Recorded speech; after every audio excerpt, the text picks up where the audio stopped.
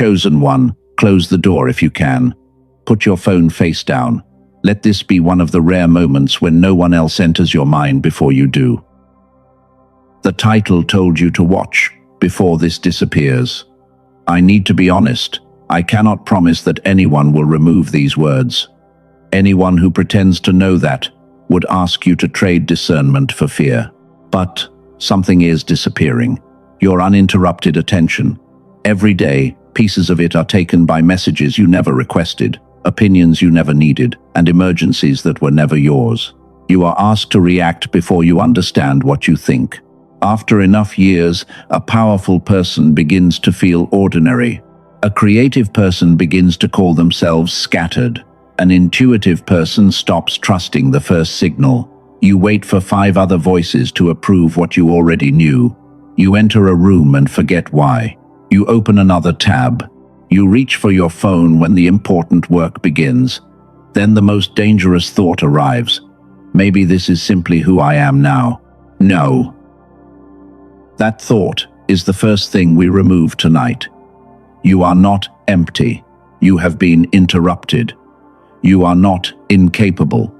You have been divided. You are not waiting for another gift. You are learning how to regain access to what constant fragmentation placed behind noise. In this message, 4 hidden mechanisms will become clear. The first explains why you hear everyone except yourself. The second explains why you can spend hours on what does not matter, but feel tired when meaningful work begins. The third explains why inspiration repeatedly fails to become movement. The fourth explains why you retreat when life asks you to become larger. You will also receive a practical method you can use without buying anything. Later, we will return to a question connected to research on the 2 sides of the brain. I will tell you what is claimed, what is not proven, and what questions deserve your attention. But the greatest secret is not the name of a product. The secret is that the version of your mind you accepted as permanent may be a conditioned state. Conditioned states can be challenged. Before we go deeper, place both feet on the floor. Let your shoulders drop. Notice your jaw. Notice whether your breath changes when you hear these words. You are not empty. You have been interrupted. Here is the first test. Think of one decision you have delayed. Do not explain it yet.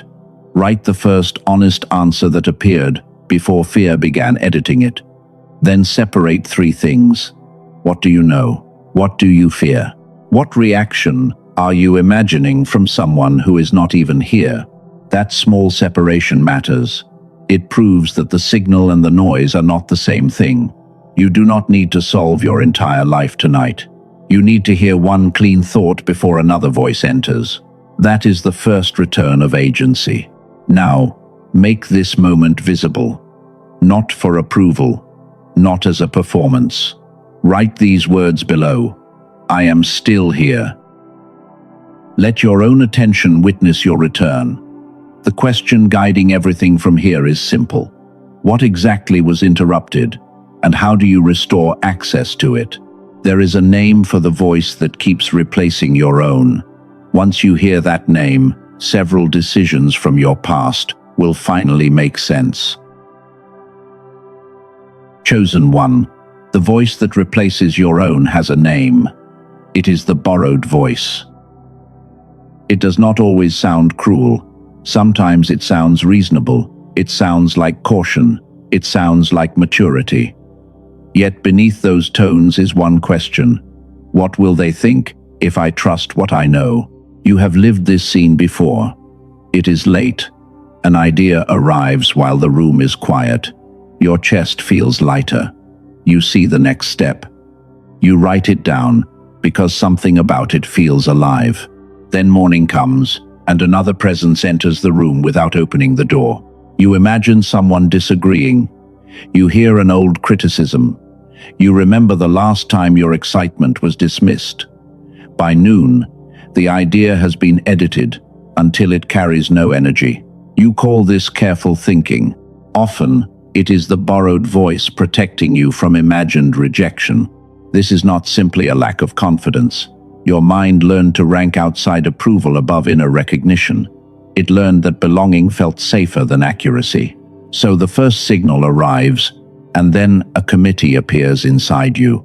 That committee contains parents, teachers, partners, and people who may no longer be present. Their opinions became internal alarms. You began asking permission from memories. This is why some decisions from your past still confuse you. You did not choose from emptiness. You chose through borrowed voices. You did not lose your knowing. You buried it beneath borrowed voices. The abandoned project was not always proof that you lacked discipline. Sometimes you heard the truth, but honoring it felt more dangerous than remaining familiar. Consider Moses facing a calling larger than his self-image. His first movement was not certainty. It was a question about identity. Who am I to do this? The question did not erase the calling. It revealed the distance between the call and his self-image. An old Hebrew word for voice is kul. It points towards something heard. The useful question is whether you can distinguish a clean signal from fear shaped by history. Use the first voice test. Choose one delayed decision. Ask what you knew before fear explained it. Then ask what part is supported by facts. Finally, ask what belongs to an imagined reaction from someone else. Write one sentence for each answer. Your result should be simple. One original answer, one verified fact, one action that takes less than 10 minutes. The first voice is not always right. This test lets you examine it before fear buries it. Discernment needs space. Perhaps you think this only tries to make you feel special. Keep that skepticism. Being chosen does not mean being superior. It means becoming responsible for the attention you were given. It means noticing where other voices became louder than your own. You need one honest boundary. Do not ask for feedback before writing your own position.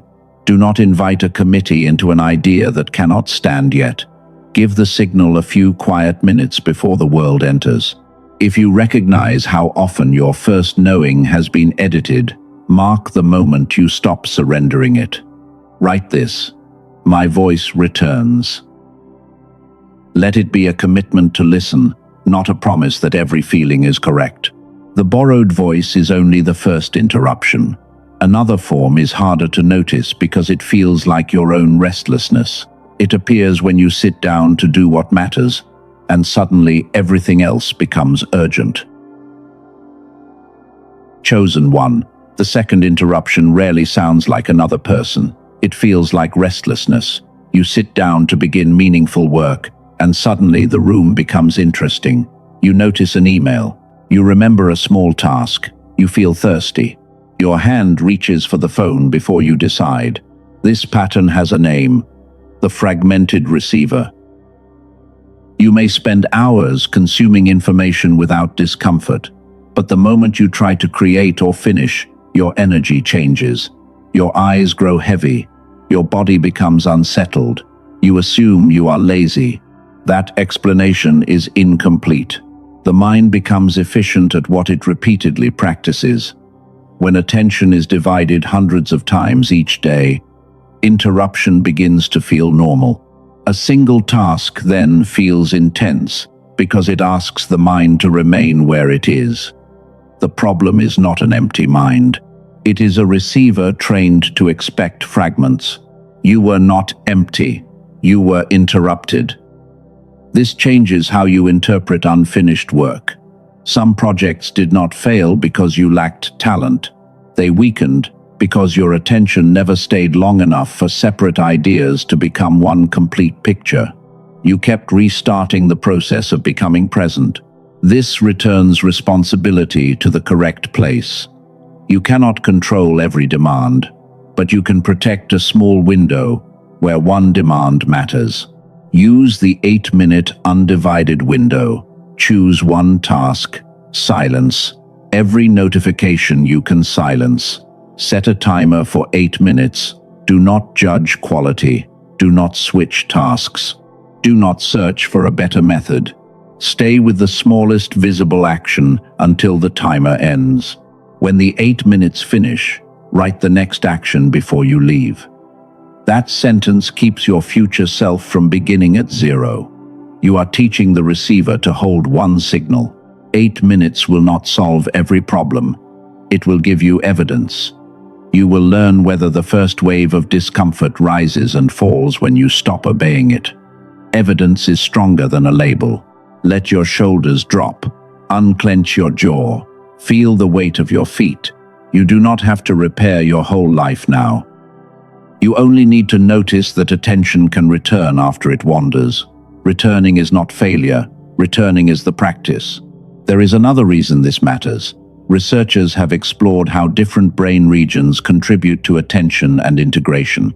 One doctor and his team built an 8-minute auditory tool around a claim involving coordination between the two hemispheres. I am not naming that tool yet. I am not asking you to trust a product before you understand the problem it claims to address. Later, we will examine what its creators say, what the research supports, and what remains a marketing claim. Discernment must stay in the room. For now, hold one question. What if the problem is not that you need more information, but that the mind receiving it is operating in fragments? The borrowed voice explained why your signal gets edited.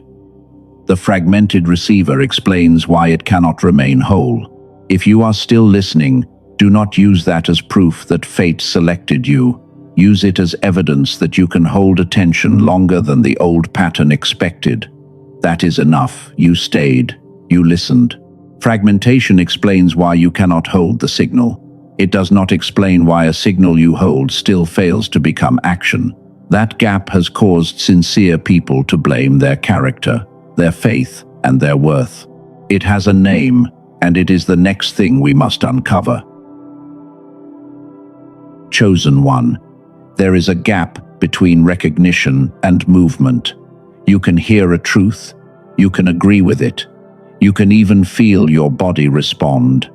Then the moment passes, and nothing in your life changes. This gap has a name, the insight action gap. You have lived inside it more than once. You hear a message that explains your pain. You write down one sentence. You promise yourself that tomorrow will be different. Then tomorrow arrives with noise, pressure, and familiar demands. By evening, the insight has become another thought you once believed. You may have called this weakness. You may have blamed your discipline. You may have assumed that stronger people can act immediately while you need endless preparation. But insight and action are not the same event. Knowing can happen in a moment. Movement needs a bridge. That bridge usually breaks in 3 places. The first break is clarity. The insight feels powerful, but it remains too broad to guide behavior. The second break is action. You understand what matters, but you do not define the next visible step. The third break is safety. Your body reads change as danger, even when your mind calls it freedom. This is why inspiration can feel real and still produce nothing. It enters the mind, but it never receives a place to live. Clarity is not movement. Clarity is the beginning of movement. Use the 3 bridges. First, build the clarity bridge. Reduce the insight to 1 sentence, not 5 ideas, not a page of notes. 1 sentence that tells the truth without decoration. Second, build the action bridge. Turn that sentence into 1 task that takes less than 10 minutes. If the task is too large, reduce it again. The goal is not to impress yourself. The goal is to create evidence that your body can survive beginning. Third, build the safety bridge. Make the action small enough that resistance cannot disguise itself as wisdom. Do not begin with the largest goal. Begin with the smallest step that changes what you believe about yourself. This is the counterintuitive part. Most people wait until they feel powerful. You will act while the action still feels small. A small completed step changes identity more than a large imagined plan. At the end of the day, measure 3 things. 1 action completed. 1 new piece of evidence. One next step already written. That is how an insight enters the physical world.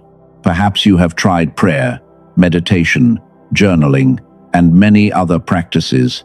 You may have felt lifted during them, then returned to the same behavior. That does not make those practices false. It means a state change did not automatically become a behavior change. You do not always need a stronger message. You need a better bridge. Most people keep collecting promises because promises feel safer than proof. You stayed for the mechanism. Now, mark the shift. Receiving is not agreeing with an idea. Receiving is giving that idea somewhere to live. Write this below. I receive and move. There is still one deeper reason you may resist the action even after the bridge is clear.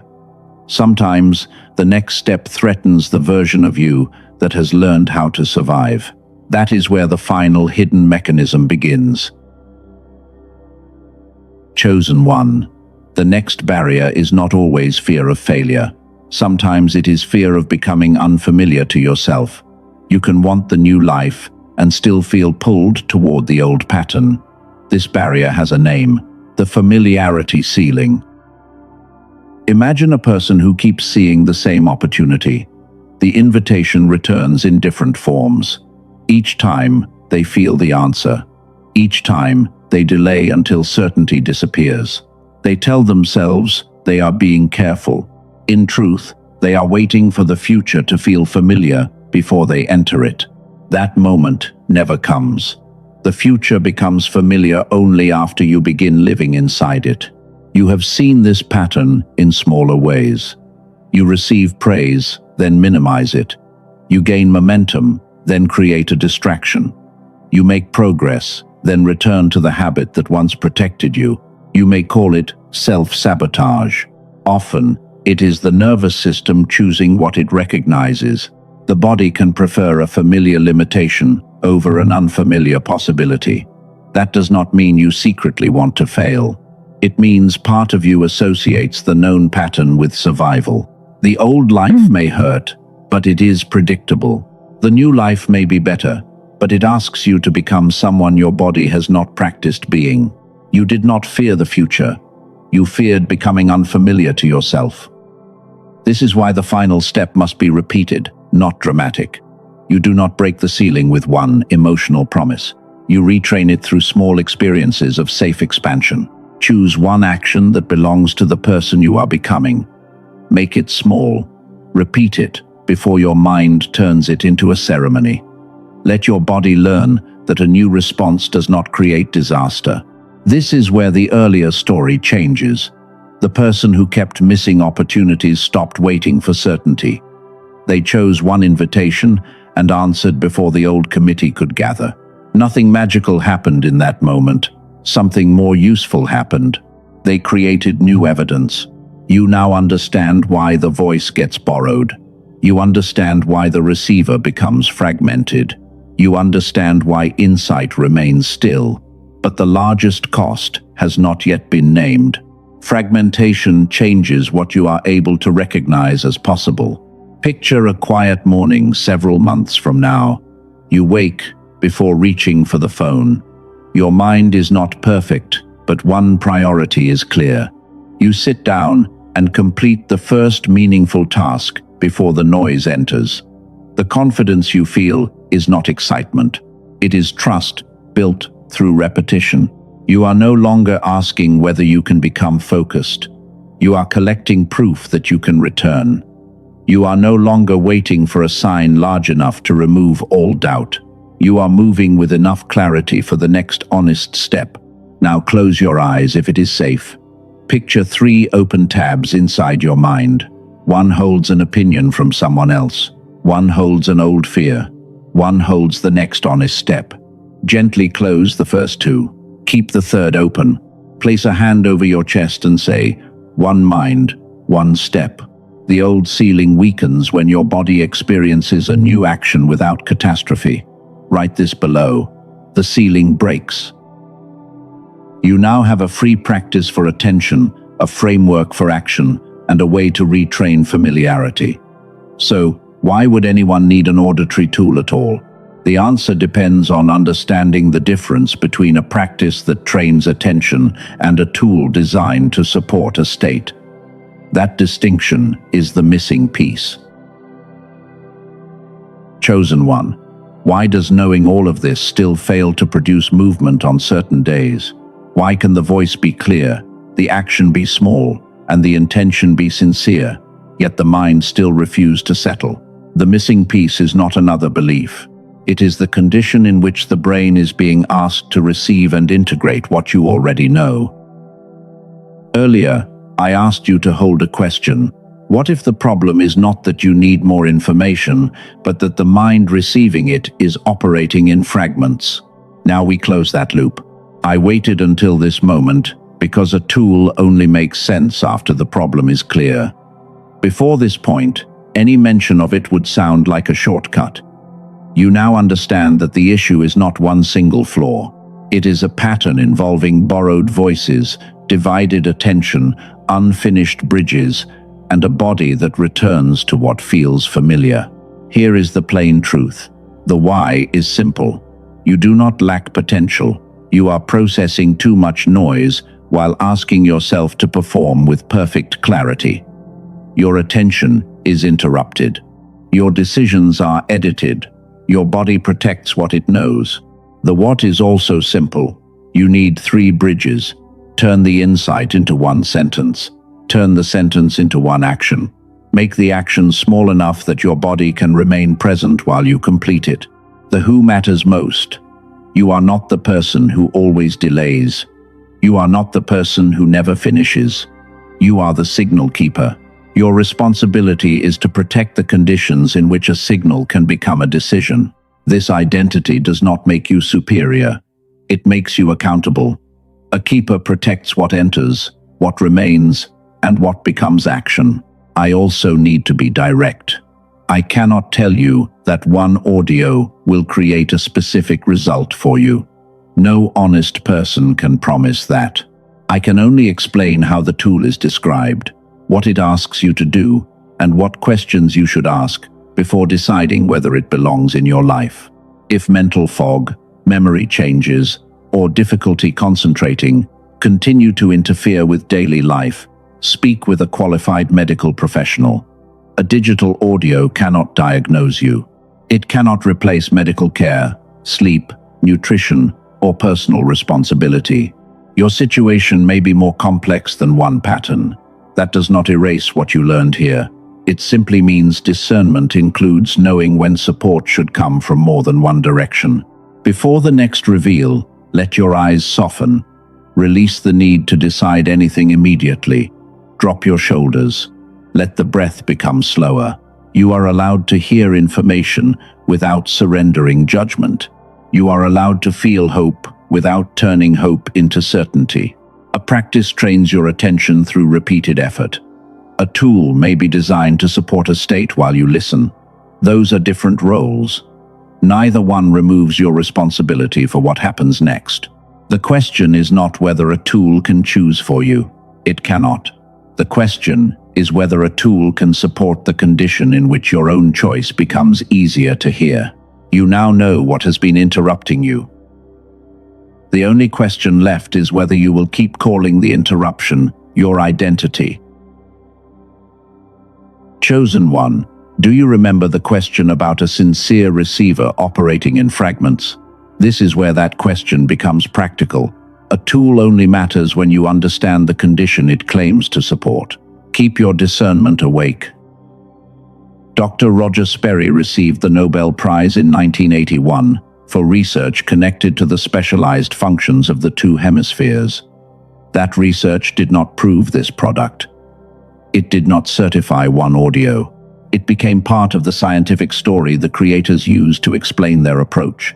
Their claim is that the brain works best when its different sides communicate in a coordinated way. They describe this condition as whole brain activation. They say stress, distraction, and constant interruption can weaken that coordination. That is their explanation.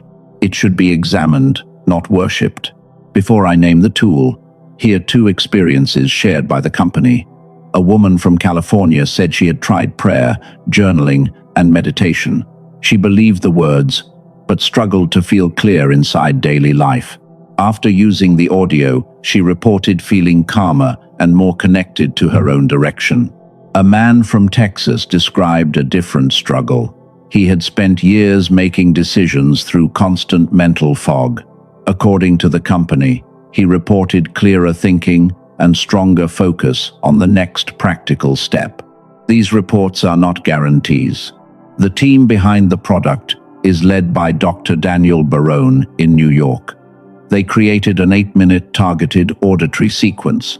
You use headphones, you close your eyes, you relax, and listen once each day.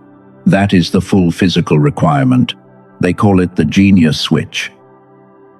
The Genius Switch is described as using neural sync technology to support coordination between the two hemispheres. It is not presented as a meditation app. It is not a replacement for medical treatment. It is not a promise that your intelligence will transform overnight. The company separates it from common sound products that only try to create a mood. Their position is that this tool supports a broader synchronization process. That is their claim. The Nobel Prize research provides historical context, but it does not prove every promise made about this tool. This is not for everyone. The Genius Switch is for the person willing to test a tool without surrendering responsibility. It is for the chosen one who refuses to call mental fog a permanent identity. A tool may support a condition, but only you can decide what to do with that condition. Now consider the price.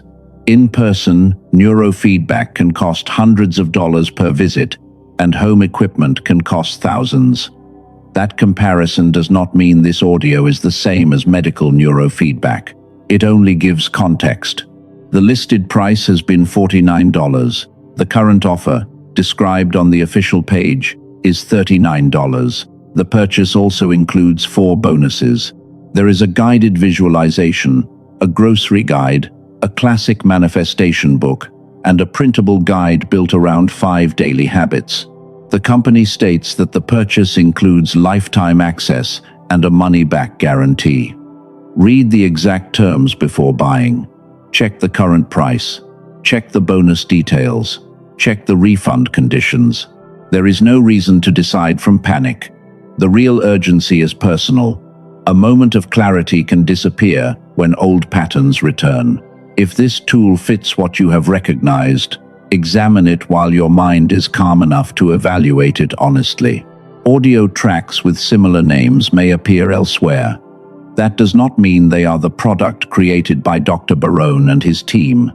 The direct page in the description and pinned comment is connected to the official offer.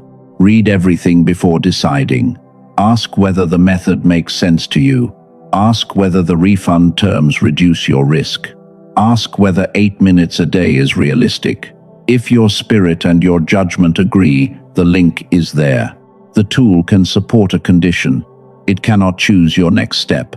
It cannot build the bridge for you. It cannot replace the courage required to live differently after clarity arrives. Chosen one. The tool does not replace God. It does not replace Source. It does not replace judgment, sleep, medical care, nutrition, or the work only you can do. A tool can support clarity. It cannot surrender for you. It cannot decide for you. This returns us to the heart of the message. You were not empty. You were interrupted. You were not permanently broken. You were living inside patterns that divided attention, edited decisions, and trained your body to prefer what felt familiar. Now picture a different morning. You wake and remain still for a moment. Your hand does not immediately reach for the phone. One priority becomes clear. You complete the first meaningful action before outside noise enters your mind. Later, someone you love speaks to you. You hear the whole sentence. You do not search for words, while 5 other thoughts compete inside you. You remain present. An idea connected to your work or calling appears. You write it down and take the first step that same day. Nothing in this scene depends on becoming perfect. It depends on returning. You return to one thought. You return to one choice. You return to one honest action. Whenever fragmentation tries to reclaim the room, close your eyes if it is safe. Let your breath slow down. Imagine a quiet room filled with several radios. Each one is playing a different voice. One carries an old fear. One carries an expectation from someone else. One carries an unfinished argument. You do not need to destroy them. Walk toward each radio and lower the volume. Let the old fear become quieter. Let the borrowed expectation fade. Let the unfinished argument lose its authority. One sound remains. It is not loud, it is clear. It carries the next honest step. Place your hand over your chest. Feel the contact. Say these words slowly. One mind. One honest STEP. Stay there for one breath. Let your body experience clarity without rushing to prove anything. This is how a new identity becomes safer, not through one dramatic promise, but through repeated moments when presence does not lead to danger.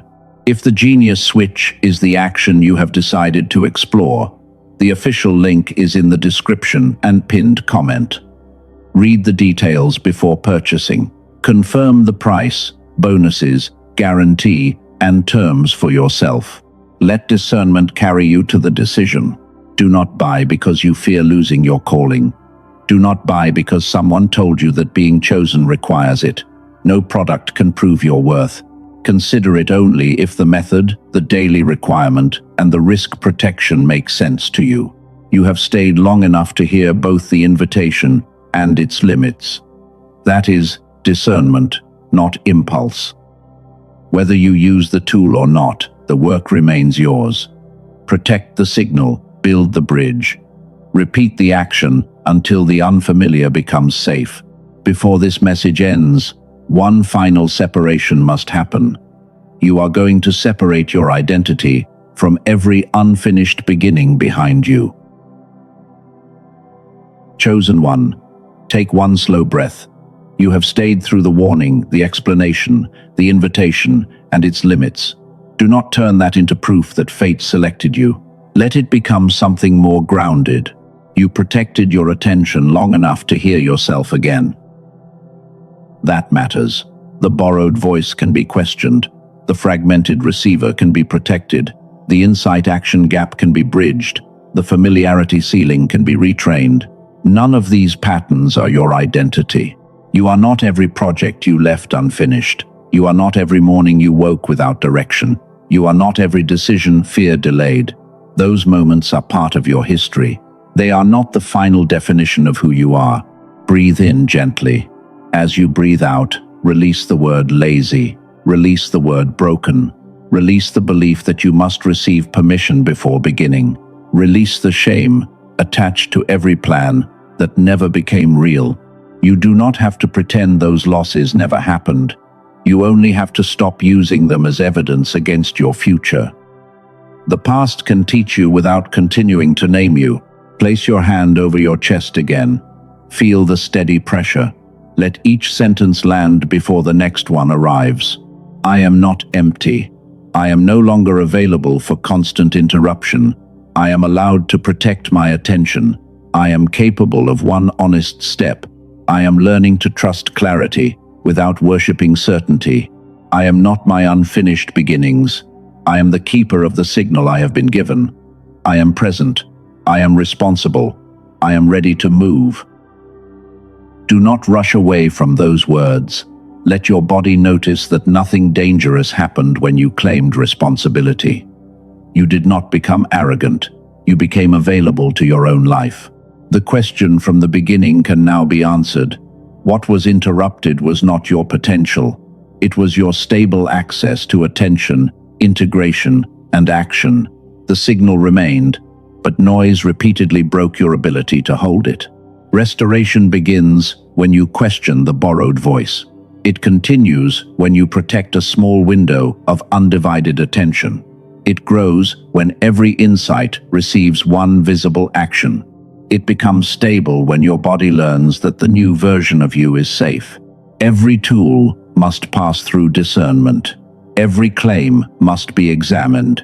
Every decision must return to your responsibility. This is how spiritual sensitivity becomes grounded power. It listens deeply, tests honestly, and moves without surrendering judgment. Now let your final words become a boundary between the identity you release and the identity you practice. Write this below. One mind, one step. Do not write it as a wish. Write it as an instruction. When the phone calls for your attention, one mind. When fear asks for another week, one step.